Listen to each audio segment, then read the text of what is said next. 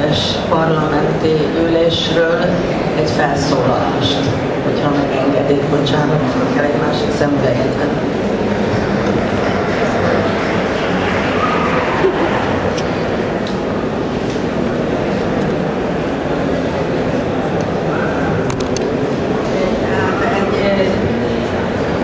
Ónodi nevű képviselő mondotta ezt, hogy a visszanyert hatalom túlsúlya fogja egyedül képesíteni a magyar nemzetet a zsidó kérdés végleges, radikális megoldására.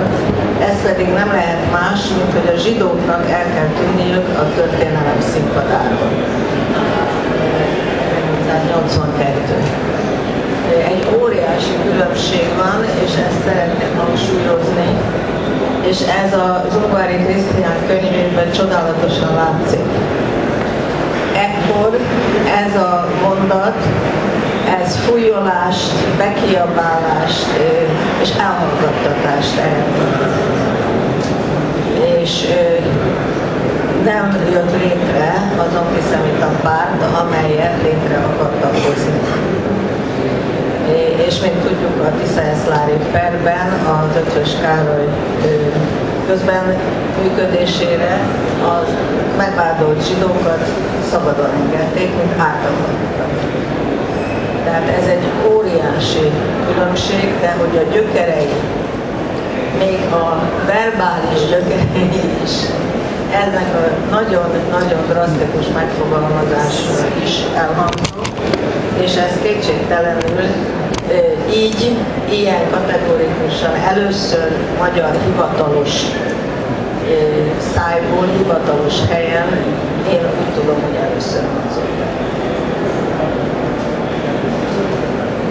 Nyilván felépíthető egy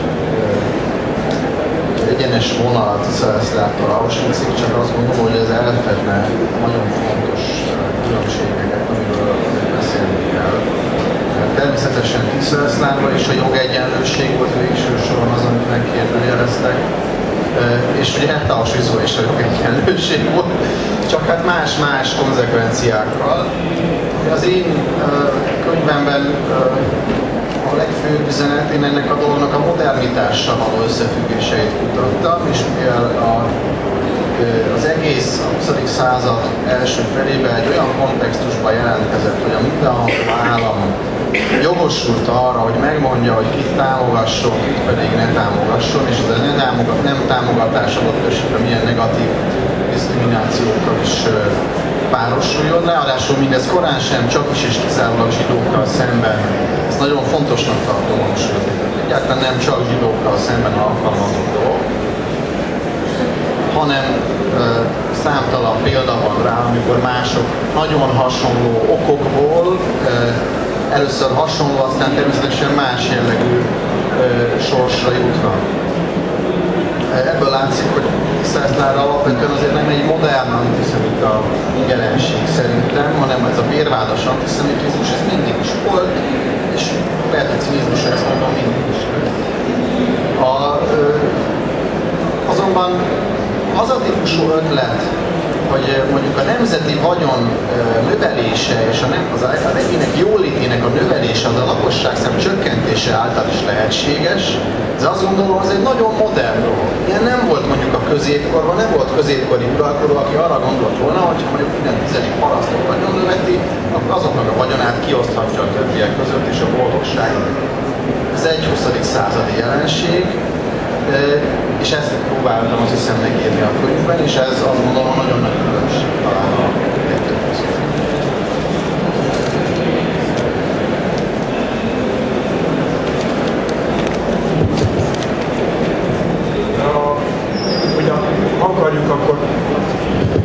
Ha akarjuk, akkor felfoghatjuk, hogy valóban, hogy a Tisza-Eszlári perben elsősorban nagyon elhallgattatják a Nyújtics meg az Iskocsit is elhallgattatják a parlamentben.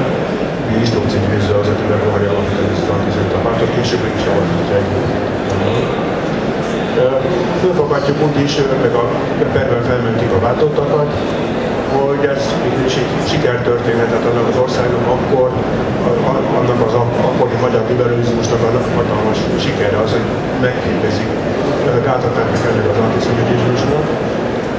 Hát ugyanakkor viszont, amikor az ember olvassa ennek a pernek a dokumentumanyagát, és magát ugye a helyben, a vidéken lezajló dolgokat, a nyomozást, az, hogy mi történik magában a községben közben, akkor azt látja, hogy itt van egy nagyon erős, nagyon masszív és különösebb szervezés nélkül automatikusan működő és egymást generáló antiszemitizmus, mindenki különösebb ráavatkozást így, csak meg kell pöccenteni, hogy elkezd beindulni, és elkezd pörögni. És nagyon nagy erőfeszítésbe került, amikor az államnak, a jogállamnak nagyon komoly erőfeszítésbe kerül, hogy ezt leállítsa. Nem is tudja leállítani, amikor aztán megszületett elleni ítélet, akkor utána sorozatban törnek ki antiszemita ravargások az országban. Pesten is és vidéken is. Úgyhogy azért ez nem egy siker, akkor sem siker történet.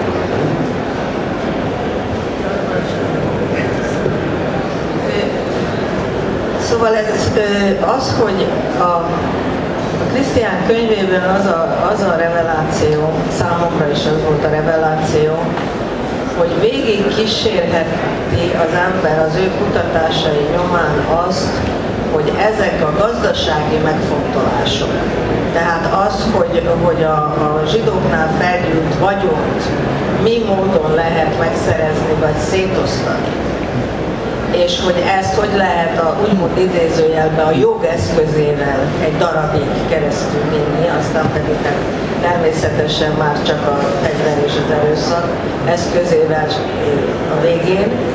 Ez mégiscsak egy olyan gyökérből táplálkozik, ami nyomon követhető akkor, amikor a szomszédos, tehát most visszamegyek az 1880-as évbe és a 82-be, amikor az oroszországi, amivel a monarchia határos részein a pogromok elől menekültek, és nyilvánvalóan a befogadó és liberális monarchia, vagyis az osztrák monarchia területén gyűltek fel a felső bizantinék tömegesen azok a zsidók, akik ugyanúgy, mint most a migrációban az emberek menekültek és próbáltak megkapaszkodni egy olyan helyen, ahol megtörték őket, és ahol élet lehetőség volt számukra. Ez az egyik fele.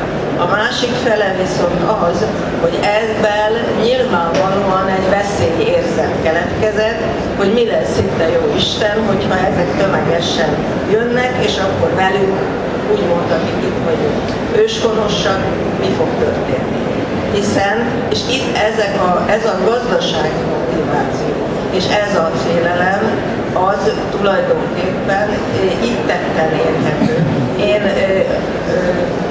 akármennyire vérvád formájában nyilvánul meg a Tisza-Eszlári pernek a története, és ez valójában a vád és a corpus delicti, mégis azt gondolom, hogy ez az első modern antiszemita megmozdulás Magyarországon, hiszen miután a parlamenti mozgalom nem sikerült, kellett találni egy olyan dolgot, ami közbotrányt okozhat, ami a látensen meglévő, ez amit te jól tudsz és látsz, vallási vérvád mitosz, úgy mondod, hogy volt mindig és hát lesz tovább.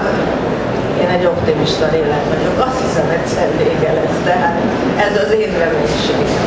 Szóval azt gondolom, hogy a gyökere természetesen ősi, de a felhasználási mód és a cél, aminek érdekében használódik, vagy használódott volna, ha sikerre jut, az végül is az, hogy ellehetetlenítse és kiűzze az országból azt a tömeget, aki veszélyeztetési valóban gazdaságilag veszélyezteti a úgymond magyarság, az őshonos magyarság. Tehát itt azért érzem jogosnak azt, hogy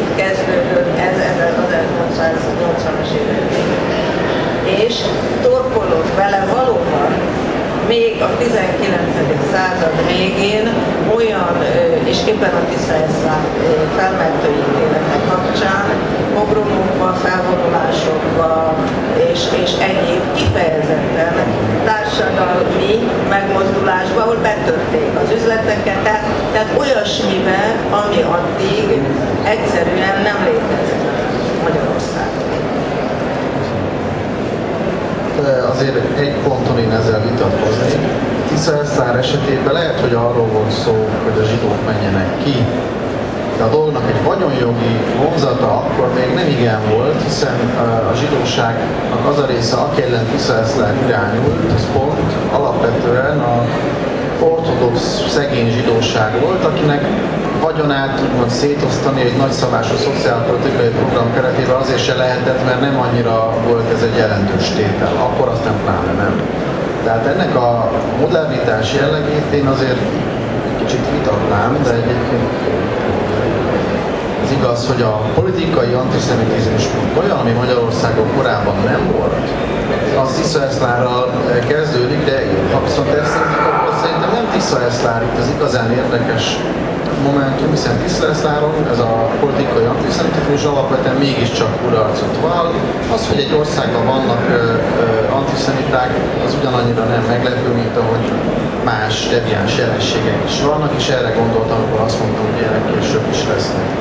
Az lesz az érdekes, amikor a Tisza-eszlár után, és pedig szerintem több mint 10 évvel utána az új magyar keresztény reneszánsz, mint olyan, választ két út között egyet, és ez az egy út, ez sajnos összefonódik valamilyen módon a fajvédelemmel, illetve az antiszemitizmussal és az antikapitalizmussal. Tehát a keresztény szociális gondolat az nem kellene, hogy föltétlenül antiszemita legyen. Voltak ennek nem antiszemita képviselői, például Kiszvány Sándor, itt éppen ezért valószínűleg a katolikus egyház egy nyílt sebbként értékelt saját történetében, és Kiszvány Sándor helyett még Prohászka Ottokár lett az a személy, aki hát népszerűvé tudott ezen az oldalon várni. Ezek még mind első világháború, mind tanácsköztársaság előtti ügyek, ami azért nagyon fontos, mert senki se gondolja, hogy ez a történet mondjuk 1920-ban vagy 19-ben Kunbélával kezdődött el. Egyrészt teljesen másak az okok, korábbiak és másak.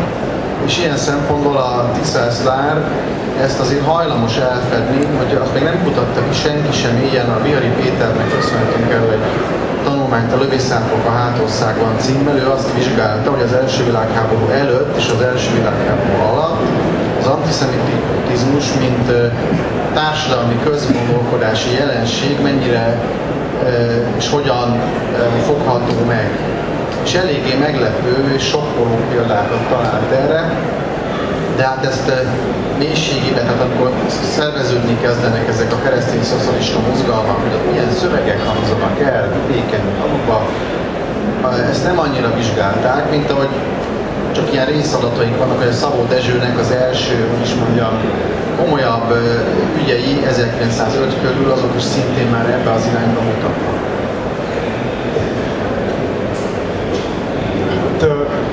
Azért ezt, én nekem azért van egy az érzés, hogy valószínűleg a te kutatási témad és a könyvet a logikás szempontjából ezt mondhatjuk így, hogy hát csak arról van szó alapjában véve, hogy alaphelyzetben, hogy deviánsok minden társadalomban vannak, de azért szerintem annak mégis a kellene, és itt történészként kérdezlek téged, én rendezőként is, aki a témának utána jártál, hogy azért azt mégis kell tudni, hogy Magyarországon ennyire könnyű elindítani egy ilyen antiszemita közhangulatot. Nem először, most is egyébként, és ugye akkor is. Nem kell sok hozzá, tényleg egy kis lökésre, csak elkezd magától működni. Ennek azért kell külön okának lennie, más országban ez kevésbé van. Igen, ez egy fontos dolog, és nagyon produktív, hogy német párhuzamot teszünk, ami Németország, Hitler, elvileg mindenki a holokausztot elsősorban ezek németekkel azonosítaná, holott az antiszemitizmus dinamizmusa Németországban jóval csekélyebb, legalábbis nagyon sokáig, mint Magyarországon, de még a második világháború alatt is furcsa jelenségeket tapasztaltunk. Én azt gondolom, hogy a kelet-európai régióra általában jellemzőek azok a problémák, amik Magyarországon 40 2004-ben olyan egészen szörnyű módon kicsúcsosodtak, nevezetesen a kapitalista fejlődést nem a nemzeti burzsóázia hajtja végre ezekben az országokban, hanem úgymond idegen elemek. Az idegen elemek Magyarországon a zsidók és a svábok, Csehországban részben egyébként ugye a németek, Romániában a törököktől, a görögöktől, a zsidókon keresztül a magyarok, és ezekben az országokban különböző energiákkal, különböző intenzitással az összes antikapitalista félelem és antikapitalista előítélet az együtt a rasszista színezetet is kap. Németországban a kapitalizmus nem lehetett azért zsidó jelenségnek elkönyvelni, amikor ott német nemzeti nagyburzsóázia klub és Thyssen családja és még hasonlók, hát azért eléggé sok pénzzel rendelkeznek, és a német nehéziparban a zsidó befektetőknek az aránya az meglehetősen csekély volt. Magyarországon a magyar nehéziparban a zsidó befektetők aránya az jóval az 50% felett állapítható meg. Németországban vagy Svájcban, tehát a kapitalizmus az nem önmagában, vagy a bank nem egy zsidó jelenség. Akkor se volt az, és ma se az. Magyarországon, vagy pedig adott esetben Romániában is mondhatnám, ezek a dolgok azok nagyon erősen összefonódnak egy olyan típusú előítélettel, hogy ezt az idegenek csinálják. És ezért ebből adódóan lehetett egy elképesztő dinamizmusa ennek a történetnek, legalábbis szerintem. Megpróbálom egy másik oldalról a dolgot, és pedig arról az oldalról megközelíteni, hogy milyen hihetetlen prosperitással járt az, és itt nagyon fontos a Habsburg aktuális monarchia szerepe, mint liberális monarchiának, hogy a kiegyezéskor, mint a rakéta, úgy indult meg a fejlődés, és ez az 1867-es kiegyezés törvénykezése, az egyik első törvény az, hogy az addig tilos volt ugye a zsidóknak földet birtokolni, és felszabadította az összes birtoklási jogot a zsidóság számára. Tehát, és hát itt a pénzintézeteknek a prosperálása, és hát hadd nem mondjam, hát az egész ipar és a város építészet ugyanabban az Budapestben járunk, ami akkor készül. Tehát én azt gondolom, hogy az asszimilációs folyamat, és én ezt tartom a legfontosabbnak és a legtragikusabbnak az egész történetben, végig, az utolsó pillanatig, és tulajdonképpen napjainkban is. Tudnélik, elindult 67-ben a zsidóságnak nem csak az iparban és a gazdasági életben való aktivitása,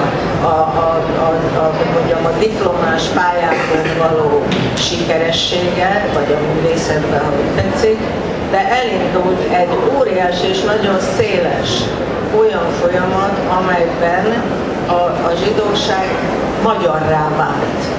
Lélekben és mindenféle nyelvében egyébként szintén, tehát nagyon kevéssé, itt van egy vita köztünk egyébként, Krisztiána biztos el fogja mondani, tehát ugyanakkor, amikor vallásilag, ugye egy zsidónak keresztényel házasodni, vagy hát hosszabban leérni az életét, az tilos, és vagy az egyiknek kell kitérni, vagy a másiknak kell betérni, de mégis furcsa mód elindult egyrészt egy nagyon erős ateista irány már a forradalmakkal és a marxista ideológiával, másrészt pedig egy vágy az integrálódásra. És ez a vágy az egybejár egy gazdasági előnyök szerzésével és bizonyos gazdasági hatalom birtoklásával, de az a vágy az abban csúcsosodott ki, hogy legyünk ugyanolyan arisztokraták, mint amilyen a nemesi arisztokrácia.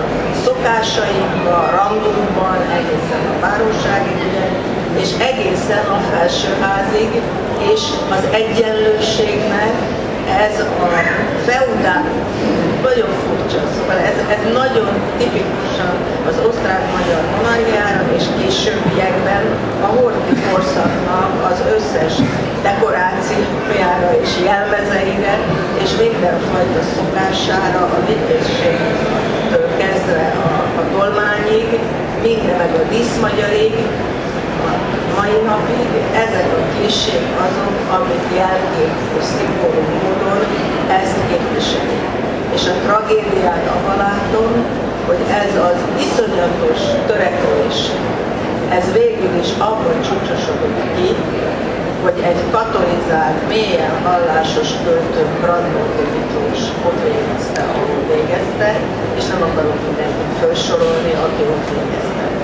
És valójában nagyon sok mindenben elszakadt már attól, hogy ő zsidó, egészen be tudom fejezni, volt egy kérdés még a 1980-as években, amit felénk intéztek, hogy mit jelent zsidónak.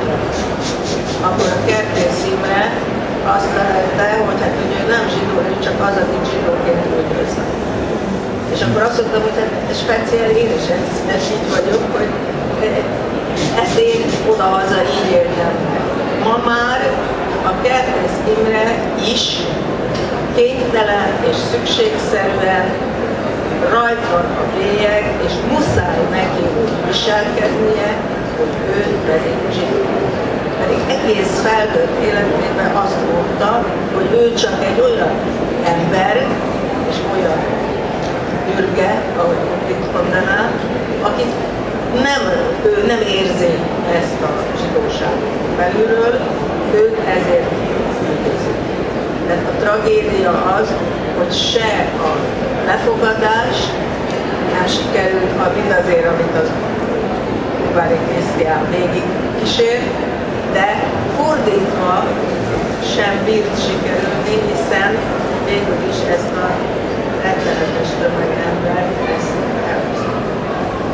És amit a nagyon fontosan végigkövet a Krisztián könyve is, és hangsúlyoz, és én is nagyon hangsúlyosan szeretném, ez az újdonság, és borzasztó, hogy ez a 21. században most, 2013-ban újdonságként van Magyarországon, de úgy van. És hála Istennek, hogy ideértünk, igenis magyar csendőrök, igenis magyar MÁV tisztek, igenis magyar segédlettel és állami igyekezettel és organizáció folytán lehetett ezt. És ezzel és sok minden más egyébben egyszerre végig kell gondolni, szembe kell nézni, és akkor onnan lehet. Bizonyára ezért kívánja a kormány 2014 az embermentés évének a holokauszt megemlékezések sorába beállítani, tehát feltehetően erről nagyon sokat lesz majd a későbbiekben szó. Elnézést ezért a aktuálpolitikai megjegyzésért. Én egy másik szempontból nézném ezt a kérdést talán, és pedig az nyilvánvaló, hogy a zsidóság asszimilálódni kívánt. Integrálódni kívánt-e, és ha igen, akkor miért nem sikerült ez? És itt azért elég furcsa eredményekre jutunk, mert én nem tudok erre már egy egyértelmű választ adni, hogy ez az integráció igazából miért nem sikerült. Pontosabban nyilvánvaló okai vannak, de az tény is való, hogy az asszimiláció sikeres volt, mert a nyelvet elsajátították, magukat úgymond kifele magyarnak tartották, magyarnak hallották, viszont ami a házassági piacot illeti, ez nagyon fontos dolog. Zsidók és nem zsidók az országban 1944-ig minimális mértékben keveredtek. Ez arra utal, hogy zsidók és nem zsidók egymást továbbra is megkülönböztették, olyannyira, hogy a vegyes házasságok jelentős része is úgy jött létre, hogy mondjuk egy zsidó, egy ateista házasságába egy vallását elhagyó zsidóval, és nem egy vallását elhagyó keresztényel házasodott. Ebből adódóan tehát, ha egyszer azt látjuk, hogy az elzárkózás az annak ellenére fennmaradt, hogy formálisan mindenki magyarul beszél, akkor megkérdezhetjük, hogy mi ennek az oka, és akkor rögtön megnézhetjük a többségi, meg a kisebbségi okot. Egyrészt a zsidóknak nem zsidóval házasodni meglehetősen nehéz volt, mert hogyha mondjuk abban a közegben a jobbmódú polgárságban az arányuk eleve az országos arány 10-szeresét elérte, akkor annak az esélye, hogy egy hasonló típusú nem zsidó házasfelet találjanak, aki egyébként antiszemitizmustól is teljes mértékben mentes, már eleve csekély, tehát ez is azért nehézé teszi úgymond a keveredést. Nem is jönnek létre azok a bizonyos társadalmi találkozások, amikre Bibó István utal a zsidó kérdés tanulmányában, amíg azt fejtegeti, hogy igazából itt zsidók és nem zsidók egymás mellett, de nem egymással keveredve élnek. És nyilván a többségi társadalom se kívánt föltétlenül annyira keveredni, de hát az meg nem merül fel, hogy mondjuk egy Illiputvárosi zsidó család, az keveredjen egy falusi zsellér családjával. Így pedig statisztikailag ez így oldódhatott volna elvileg meg, de társadalmilag ez egy teljes abszurd lett volna. Akármi is az oka, amit mondom, lehet vitatkozni, hogy pontosan mi volt az ok, nyilván az egyértelmű, hogy a többségi társadalomnak ebben egy nagyon súlyos felelőssége van. Megkockáztathatom azonban azt, hogy a zsidóságon belül is volt némi elzárkózás, amit az is igazol, hogy ők Kassán az ortodox zsidó még a neomokkal se házasodott, tehát ezek nagyon zárt közösségek voltak. Az, hogy egy ilyen kilépés történjen, ezt azért mindkét oldalon botrányként érték azért általában meg ezek a családok. Ami emberileg természetesen érthető, viszont fatális módon oda vezetett, hogy 44-ben a kérdéscsatos zsidó és ki nem zsidó, ezt úgy villámgyorsan el lehetett úgymond dönteni, meglehetősen formálisan. Ugyan ma már ez valószínűleg sokkal bonyolultabb, meg nehezebb lenne, de azért ma is érdekes módon a magyar társadalom meglehetős sikerrel, még ha bizonyos pontatlansági százaléka, de meglehetős sikerrel számon tartja, és pedig kölcsönösen számon tartja azt, hogy ki zsidó és ki nem zsidó. Szerintem ez zsidók és nem zsidók, valaki persze ezt tagadja, még valaki biztos nem tartja számon, nem mindenkire mondom, de mindkét közegben nagyon sok esettel találkozni, amikor ez számon lesz tartva, és ez egy fontos kulturális kód is egyben. Ebből az információból nagyon sok minden más is kiderül, ami egy társadalmi találkozásnál azt gondolom egy alapvetően fontos dolog.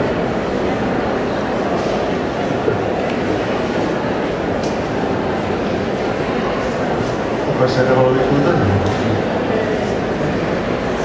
Egyetlen nagyon röviden, hogy természetesen akkor, amikor vallási közösségről beszélünk, akkor, amikor egy elzárkózó, mert a zsidóság, a vallási közösség az egy zárt közösség természetesen.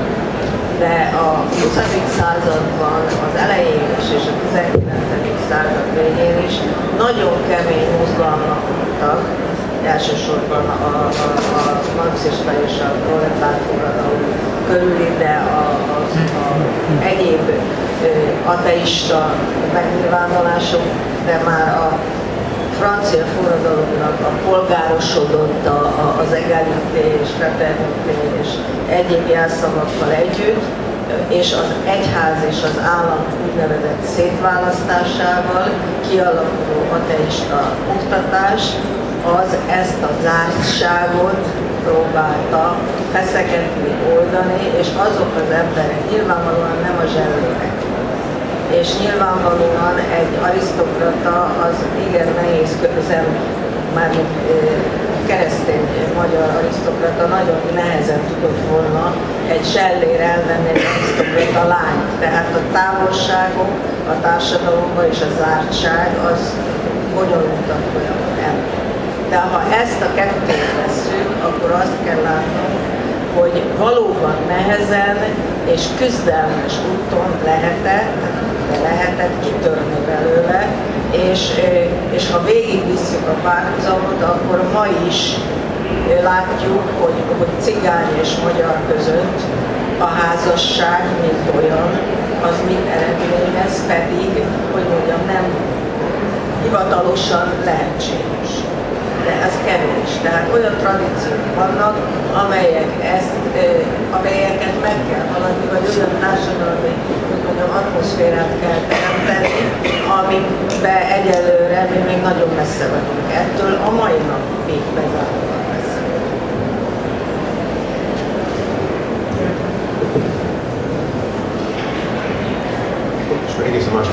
megkérdezni, hogy fogadták a film, nagyon provokatívat utolsó.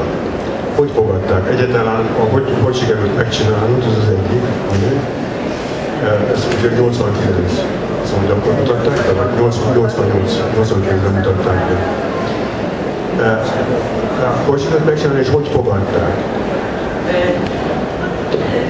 Hát a küzdelem az hosszú, egészen onnantól kezdve, hogy én még főiskolás voltam az a 60-as évek, illetve az 56-ban kerültem a főiskolára, tehát az 50-es évek végén, amikor az Ötvös Károly könyvét olvastam, a Nagypert, és én onnantól kezdve szerettem volna ezzel kapcsolatban filmet csinálni. Nem éppen a tutajosokat, csak hogy erről. És amikor elkészült a forgatókönyv, az 86 volt, és hát akkor egy 2 éves, és az már azért egy bomló kádárizmus volt, és akkor már azért sok minden volt mögöttem, Martinovics is, és sok külföldi díj, meg mindenféle, tehát szabadabban lehetett mozogni, és magam is szabadabban mozogtam, voltak kapcsolataim Franciaországba, de a televízióval kezdtük el a Budapest Filmstúdióba csinálni, volt a forgatókönyv, a televízió fölmondta ezt az együttműködést. 86-ban. És az történt, hogy összeomlott minden. Doklás? Doklás? Nem szokták dokolni. Nem, az azért annyira nem volt demokratikus a folyamat. Nem, azt szokták, hogy ők ezt nem csinálják, és kész. Igen, akkor egy nagyon nehéz periódus jött, mert be kellett keresni valamilyen lehetőséget. A lehetőség az Franciaországból jött, akkor született az Arte nevű csatorna, akkor még Lassetnek hívták, és az én ismerettségem egy francia producerrel, és végül is az Arte csatorna és a francia kulturális miniszter személyes támogatása volt az én, hogy mondjam, tarsolyomba, vagy hátizsákomba, amivel... Jacques Lang volt akkor, igen, és a Mitterrand. Tehát ezzel levettük ezzel azt a rettenetes felelősséget a magyar fél válláról, hogy egy ilyen darázsfészekben, mint ami a Tisza-Eszlári per, és egyáltalán az antiszemitizmus, modernkori antiszemitizmus születése Magyarországon, hát belenyújtunk a filmbe. És így, és hát a Hanár Gábornak, aki akkor volt mert mindig minden személyeken nagyon sok. Tehát ő ezt fölvállalta. Hanár Gábor a Budapest Filmstúdióban élén fölvállalta. Jó, menjünk, csináljuk. Ezzel együtt pontosan 2-szer készítettük elő a filmet teljes egészében, ami nem csak pénzpocsékolás, hanem keserves energiapocsékolás is. Végül is 88-ban a lengyel koprodukcióban szerettük volna megcsinálni, miután akkor Kárpátaljára nem lehetett menni, forgatni nem lehetett, de a lengyel koprodukció se jött össze. Tehát ők sem vállalták ezt föl, és végül is a Hanár Gáboron múlt, és azon, hogy már 88-ban még jobban bomlott és rezgett a hatalomnak a szorítása, és valahogy elment azzal, hogy a felelősség a franciáké. És akkor megcsináltuk.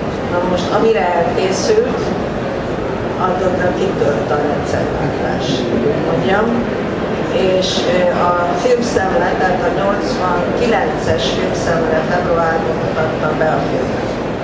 Előzményként szegény Rajt Tamás nem él már, ugye játszik a filmben is, és a Domát László, mint evangélikus lelkész, meg jó magam, mutattuk be és beszélgettünk a film bemutatója előtt egy héttel a televízióban.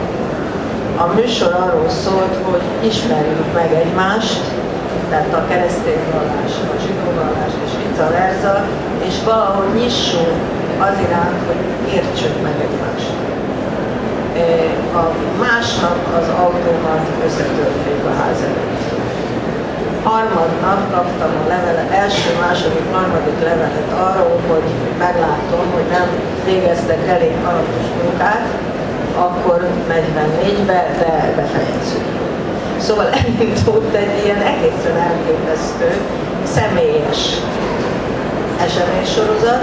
Hát amikor az autót összetörték, akkor elmentem a rendőrségre, mert az már előtte való nap volt, hogy bemutatják a filmet a filmszemlén, és mondtam, hogy csak erre egy napra, ha szíveskednének vigyázni rám, mert valahogy olyan rosszul érzem magam. Azt mondták, hogy ők a miniszterelnököt se végig, mondtam, bocsánat. A kritikai visszhangja a filmnek rendkívül vegyes volt, és úgy lehet mondani, hogy részint közömbös, mert akkor már mindenki másra figyelt, tehát akkor megindult a politikai forrongás. Másrészt viszont folklórnak, hollywoodinak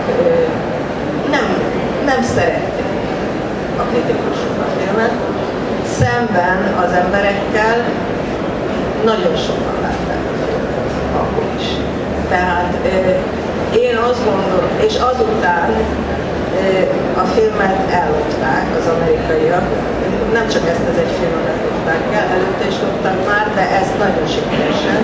Tehát ki volt New Yorkban a kópia egy fesztiválon, méghozzá az első New York-i zsidó fesztivált ezzel nyitották meg a Lincoln Centerbe, és onnan eltűnt a kópia, amit későbbiekben bemutattak, sőt, számtalan televízióban is bemutatták, és sose láttunk belőle természetesen egyetlen félést se, a mai napig se, és a Christoph Zanussi erre azt mondta, hogy hát ilyetet legalább lopják. Úgyhogy ezt így is fel lehet fogni.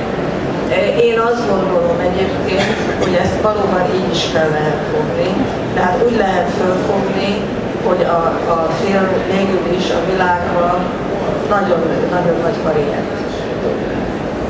Most pedig azt gondolom, és ezért nagyon hálás vagyok a Csodás Gábornak, hogy a könyv újra megjelenik, mert ugye egyszer már megjelent, de akkor még nem volt film.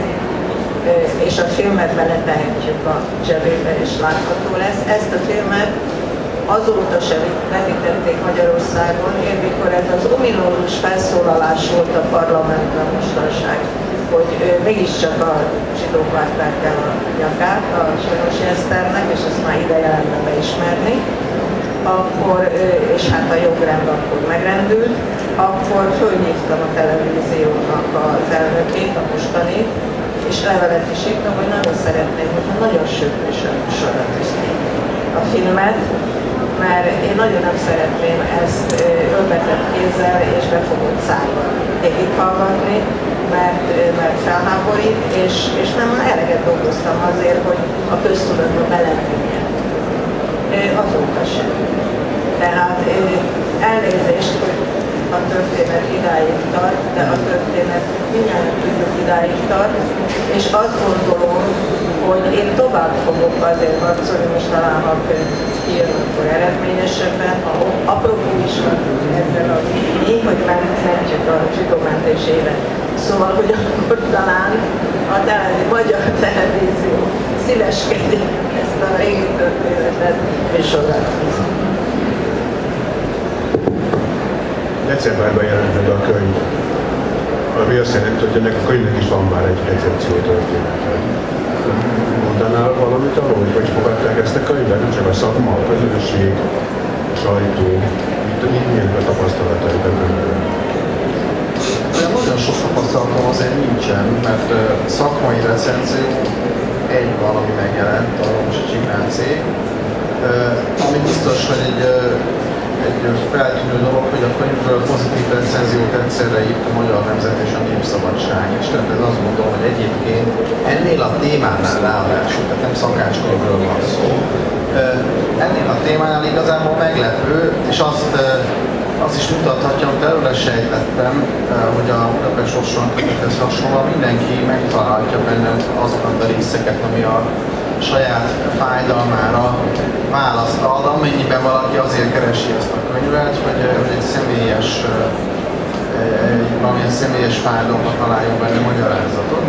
Konkrétan azt most le akarom fordítani a politika nyelvére, hogy a könyv úgy alkalmas arra, hogy a Horthy rendszerről, nem is most mondok, pozitívabb dolgok is kiderüljenek, mint amit eddig tudtak, annyiból, hogy Horthy Miklós személyéről, de leginkább a Horthy Miklós mögött álló konzervatív és liberális emberek személyéről sokkal jobb véleménnyel tudunk lenni. Horthy személyéről nem, mert ezt a 44 egyes tevékenysége lerontja. Tehát igazából még ahhoz képest, amilyen az a politikai elit, hogy általában, mivel Horthy Miklós és ezek a tanácsadók, illetve Beckler is már működnek, az annyira szörnyű, hogy hozzájuk képes lesz jobb kép. Tehát ennek egy szörnyű ára van igazából ennek a pozitívabb arcnak, illetve valaki csak a pozitívabb arc érdekel. Tehát valaki csak azt szeretné látni, hogy a Horthy azért jó dolgokat is mondott, meg nem zsidózott mindig olyan csúnyán, illetve amikor zsidózott, akkor is hát nem 20. századi stílusban zsidózott, hanem 19-ben, ami egy lényeges különbség azért sok szempontból. Ez kijön a könyvből. De hát az is kijön a könyvből, hogyha ebben az országban bevezetik az általános és titkos választójogot, akkor az nem feltétlenül csak az antiszemitizmus kérdésével, hanem egyébként is olyan folyamatokat indít el, amelyek teljes mértékben kontrollálhatatlanná válnak, és itt a 39-es választásokra gondolok, amelynek során tulajdonképpen folyamatos választási csalásokkal kellett megakadályozni azt, hogy a nyilas párt ne nyerje meg fölényesen ezt a megmérettetést. Csak az arányokat szeretném érzékeltetni, ezen a választáson legalább 10-valahány párt indult, de nem volt olyan választókerület, ahol ne lett volna 3 vagy 4 nagyobb párt, amelyek indult volna. Ehhez képest a nyilas párt mindenütt, ahol jelöltet tudott állítani, átlag 40%-ot kapott. Ami egy irdatlan nagy szám, és ez arra utal, hogy a relatív többséget a nyilas párt szerezte ezekben a kerületekben meg. Ahol nem tudott jelöltet indítani, nem azért nem tudott jelöltet indítani, mert nem volt erre vállalkozó, hanem azért nem tudott jelöltet indítani, mert egyrészt a nyilas keresztes párt teljes felsővezetését internálták, a sajtóját betiltották, és minden képviselőjelöltnek le kellett tenni 1500 pengő kaució készpénzt, ami egy elég hatalmas összeg volt, és egyszerűen nem volt ennyi pénze azoknak, akik indulni szerettek volna. Tehát ez mondjuk egy nagyon szomorú üzenete a könyvnek, hogy a képviseleti demokrácia, ha azt az emberek bölcsességére bízzuk, mint ez nemrég egyébként erre volt is politikai megjegyzés, ez nem feltétlenül az emberek bölcsességével fog végződni, hanem más eredményre is juthatunk. Hát akkor most ne kerüljük tovább, tegyük rá az iratoknak az aktualitására is, hiszen már többször céloztunk rá, meg nem is nagyon lehet úgy elkerülni, hogy egyrészt, hogy az egyik kérdésem az, hogy mivel magyarázzátok az antiszemitizmusnak egy elég látványos felfutását Magyarországon most az utóbbi években. Mire gondolok? Arra gondolok, hogy egyre több fórumon megszűnnek azok a tabuk, amiket az antiszemitizmus bizonyítően karanténban tartották ebben a társadalomban. Egyre nyíltabban lehet róla beszélni, egyre magasabb szinteken, egyre hivatalosabban, egyre közelebb a hatalmi központokhoz jelennek meg ezek a beszédek. Mi az oka? Mi lehet az oka ennek? Mi a magyarázata?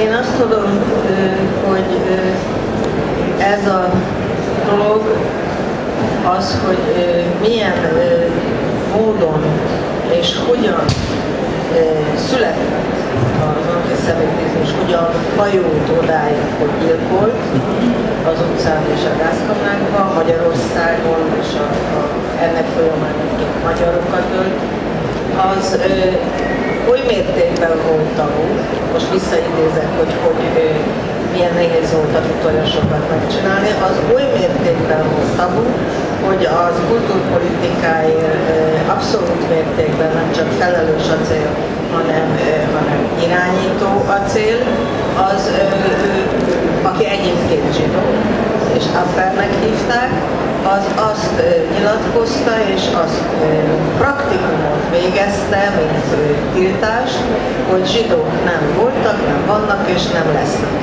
Ezt ő úgy értette, nem úgy értette, hogy meg kell őket ölni, hanem úgy értette, hogy mint zsidók nem tartunk nyilván senkit. Tehát ezt lehet, ahogy a Krisztián mondta, megtalálhatja benne az akkori funkcionárius a pozitívumot, és megtalálhatjuk benne azt a bűnt, aminek most isszuk a levét, hogy soha senki tisztességesen azzal nem nézett szembe, hogy születhetett meg a magyar antiszemitizmus, mit csinált, hogyan csinálta, és miben bűnös.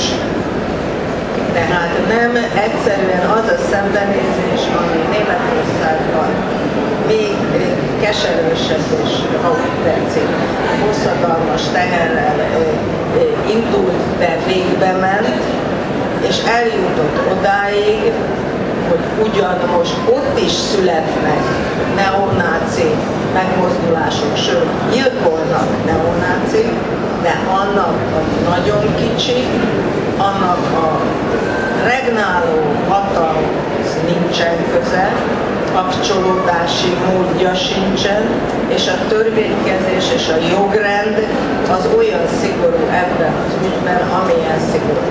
Tehát lehetetlen ott antiszemita pártot, vagy parlamenti képviseletet teremteni. Jelen pillanatban, hogy holnap mi lesz, azt nem tudom. De itt ma Magyarország az embereknek a nagyon-nagyon nagy többsége semmit nem tud erről az egész dologról. De semmit. Tehát ha bemegy az ember egyetemekre, ha akármilyen fórumon rákérdez arra, volt egy nagyon jó francia film, az volt a címe, hogy Hitler, je connais pas, nem ismerem. Tehát valóban nem ismerem. Tehát ott is volt egy ilyen szembesülés, hogy jut el a történelmi tudatig, és hogy válik a magyar identitás részévé az a védettség, amit a tudás és a dolgokra való szembenézés eredményezhet. Én úgy próbáltuk és próbáljuk a mai napig ezt az új tutajos kötetet és dokumentumkötetet és filmet létrehozni, amire nem kaptunk az NK-tól és egyelőre a NK miniszteri keretéből se egy fillért se. A könyv a jelenkornak, és nekem állok megjelenni a családi kasszából szedtem belőle pénzt. Tehát, de így a jó, mert legalább függetlenek. De így a rossz, mert szeretném, és szeretnék, hogy ez a könyv iskolai tananyag legyen, segédanyag, hogy ez minden közkönyvtárban legyen, mint ahogy én nekem az a véleményem, hogy ma politikusnak lenni, képviselőnek lenni, polgármesternek lenni, önkormányzati képviselőnek lenni, vagy parlamenti képviselőnek lenni, az Ungvári Krisztiánnak könyve ismerete nélkül, és ez a szép tornyos palotában bebenni, szigorúan tilos. Tehát én ezt, mint alapkövetelmény, nagyon komolyan mondom, mint alapkövetelmény, én képes lennék odaállni a kapuba, és levizsgáztatni mindenkit, olvasta, nem olvasta, tudja, nem tudja, mert ha nem tudja, akkor nem alkalmas arra, hogy képviselje ezt a magyarságot ma. Pedig borzasztó fontos lenne, hogy úgy képviseljük magunkat, hogy végre ez a borzalmas dolog, hogy valaki tegnap kellett kinyilvánítanom, mert szükség volt rá, hogy nincs jobboldali és baloldali kultúra. Ez egy agyrém, ez egy hagymáz. A kultúra az egységes. Az, vagy nem egységesen a teljes emberi humanitás képviselés az értéket, akkor nem kultúra. Lehet propaganda, lehet bármi más, de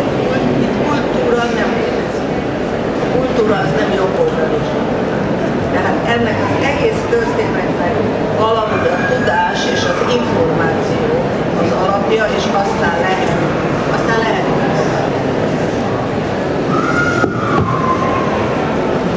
Megpróbálok erre más és nem történetre alapján politológiai magyarázatot adni, ami lehet, hogy kicsit cinikus lesz, de nem tehetek róla. Az, hogy az antiszemitizmusnak ma ilyen nagy súlya lehet a magyar politikában, annak azt gondolom nem egy felelőse van, és csak ugye van két nagy markáns politikai oldal küzdelméből állt alapvetően a kapcsolat összekkel együtt az utóbbi 20 év története. Furcsa módon mindenkinek érdeke volt, bár nem mindig ugyanakkor, hogy legyen Magyarországon egy szélsőjobboldali párt. Addig, amíg a Fidesz nem volt egy nagy, nem volt kormánypárt, addig az ellenzéke egyáltalán nem élhet át egy tragédiának, azt a bizonyos részek erről a pártról még le is válnak, és ezzel ez a párt kisebb lesz, annál is kevésbé, hogy a Fidesz propagandája egyértelműen az egy a tábor, egy az zászló elvet követte. Ebben egyébként semmi rossz nincs, tehát Németországban is a CDU, Magyarországban meg másod arra törekszik, hogy teljes jobboldali választói spektrumot lefedje egy óriási különbséggel, hogy ennek az érdekében mondjuk olyan típusú kompromisszumokat nem tesz, hogy szélsőjobboldali vagy neonáci szerzőket felvonultatnak a kulturális műsorain, és még ezt hosszan folytathatnánk. A lényeg az tehát, hogy ha megnézzük az utóbbi 22 év történelmét, akkor azért sok olyan esetet látunk, akkor nem csak, hogy mondjuk a baloldalnak érdeke volt, vagy a szocialista pártnak érdeke volt az, hogy adott esetben egy Csonka István vagy egy más szélső formáció létezzen, hanem ezt támogatták. Itt van az ELTE. ELTE diák önkormányzat a legjobb példa. Én magam is a hallgatói önkormányzat tagja voltam egészen 1996-ig. Akkor még nem voltak ilyen problémák, viszont ezek utána jöttek, és azt kell, hogy mondjam, hogy a mindenkori ELTE vezetés a legteljesebb szimbiózisban tudott élni a náci hallgatói önkormányzattal, ennek számos oka volt. Volt egy, és ha belegondolunk, hogy ez az ELTE bölcsőtani karon Krausz Tamástól kezdve Izsák Lajoson át, és számos kifejezetten baloldali gondolkodású ember van, akik nap mint nap találkoztak ezekkel az emberekkel, és tehettek volna az ügybe bármit.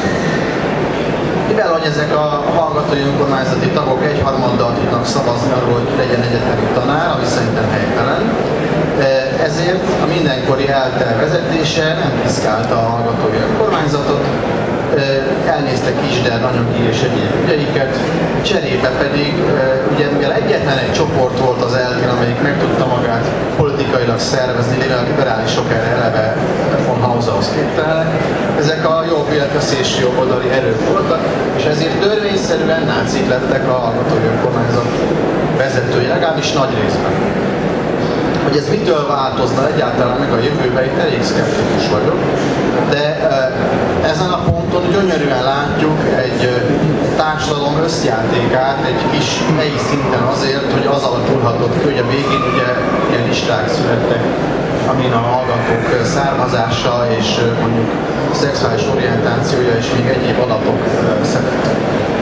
Ez a nagy politikában is azt gondolom, hogy hasonlóképpen zajlott le. De a legfatálisabb dolog azért mégiscsak ilyen szempontból azt gondolom, hogy a most regnáló párt, hiszen az egy a tábor, egy az zászló elv, bármennyire is szép, az tartalommal is meg kell töltődjön, és ez a tartalom sajnos az embereket a hülyeségre vezet. Ha azt nézzük meg, hogy ki a jobboldali kánonnak az alapja, akkor lehetett volna választani elvileg, hogy akarnak Márai Sándor és Vas Albert között. Végül is Márai Sándor nem egy baloldali figura, egy alapvetően konzervatív emberről van szó, méghozzá egy értékkonzervatív emberről, aki ráadásul Nyugat-Európában meglehetősen sok országban kompatibilis is lehet. Plusz még egyébként, ha valaki akar, talál tőle antiszemita mondatokat, és ez is megoldva. De nem, Márai Sándor nem jó. Márai Sándornak Magyarországon beleértve, a Kárpát-medencén belül, tehát Kassát beleértve, ha jól tudom, 4 darab emlékműve van. Vas Albertnek 40 van. A Vas Albert 46 emlékművet az országgyűlés elnöke és különböző más közjogi méltóságok szokták avatni, és akkor el kell dönteni, most akkor ki a legnagyobb magyar? És hogyha Vasal a legnagyobb magyar író, akkor most igazából ő kinek az írója? A kormányzó pártnak, vagy pedig annak jobb oldali ellenzéknek? És itt gondolom azt, hogy amikor egy lakosságot tervszerűen a hülyeségre nevelnek, hogy elhiggye, hogy ennek a szerencsétlen sorsú embernek fogalmazunk így, és akkor nagyon empatikus voltam Vasal velük szemben. A művei kell, hogy alkossák a Nemzeti Kánon gerincét Tormai Cecillel együtt, akkor ez folyamatosan olajöntéssel. És ezért van a felelősség most már ezen a ponton semmiképpen sem